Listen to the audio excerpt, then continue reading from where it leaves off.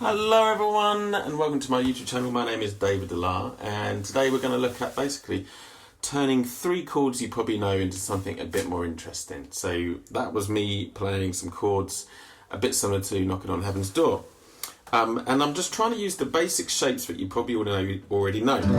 G, the second, first, third and fourth finger on the third fret, second fret of the E and A string, and then the third and fourth finger on the B and E string. Chord box, probably, coming up there.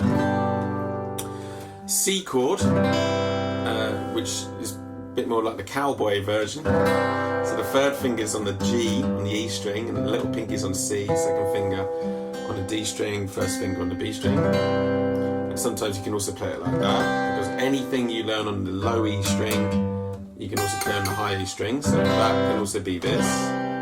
Yeah. And then the D chord, which you all know and love. Like I just said, anything played on the low E can be played on the high, and vice versa. So that F sharp can also be down there. So I'm using my first finger to play the F sharp, the second finger on the G string, second fret, little pinky on the third fret, B string, third finger on the second fret, E string. And I'm just picking out the inversions. So what is an inversion? First we need to know what a chord is. A chord is made from the root, third and fifth of its scale. So in this case, G major, G, A, B, C, D. Yeah. We've got G, B, D, that's root, third, fifth. So in this chord, we've got G, B to D.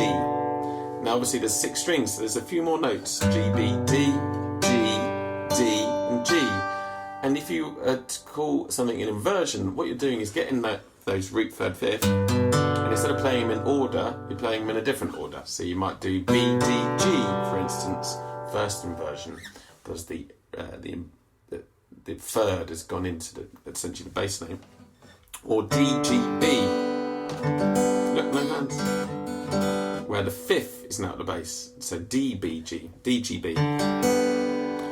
So on the guitar, when we strum a G major chord, we're actually playing a bunch of inversions all at once, which is why it sounds so rich and thick. But sometimes picking out less is more, as we all know, right? So Knocking on Heaven's Door is G major, D major, and C. And most people will probably play it like this. Knock, knock, knocking on heaven's door. And what I'm trying to do is just point out within that normal framework that you play Knocking on Heaven's Door, there's other ways of picking out those chords which might make it sound a bit more interesting and a bit more you, right? So what I like to do is separate them into voices, essentially. So you've got the lower voice, so the bottom 4 strings, the middle voice, which is the middle 4 strings, and the top 4 strings, the upper voice. So even when I'm strumming, I might think of it in those terms.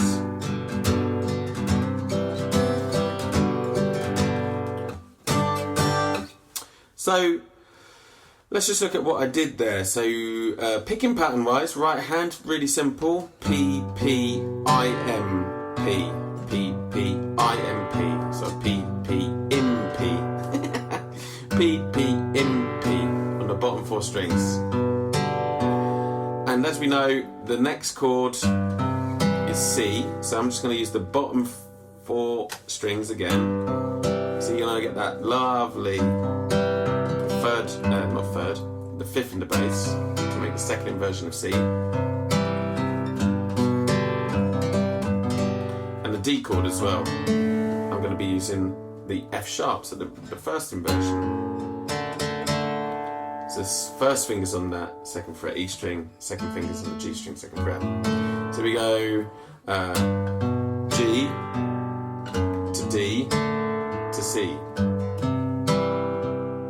And I just did a little pull-off thing, just pulling off from that second finger on the D string and going down to the A string. So I'm going P, P, M, P, P, P, M, P to changing to the C chord, and then on this little gap, just doing a little pull-off. And there we have a nicer, maybe not nicer, different way of playing Knocking on Heaven's Door. A bit more sort of sadder sounding, isn't it? Let's look at the next voicing, the A from the A strings. Here we go, middle set, A, D, G, B. So I'm going to be picking out the third of the chord this time. Yeah, so that's a nice sort of sound, a bit brighter, isn't it? The first finger's going to drop down to play the D5. There's no third in this particular version of D, which makes it sound sort of open. And then we're going to move that first and second finger to C. So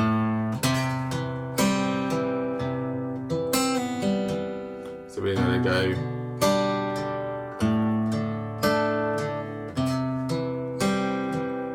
And we can do our pull off thing this time from the first finger. And we're pulling off to the open B, which is like the major 7, which is a lovely sound.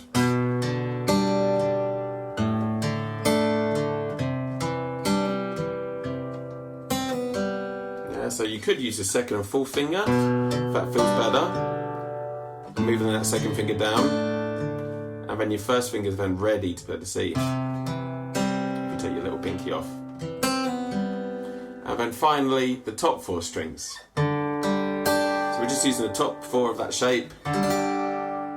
So it's now D, G, D, G. It's like a G5. It's not like a G5, it is a G5. Then it's D major, just as you've always loved it.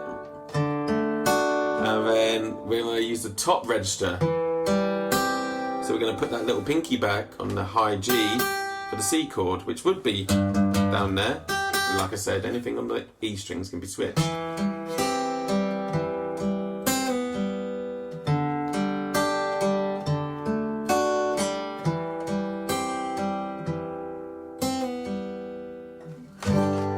There we have it. Yeah, let's try doing it all together. 3, 4, so.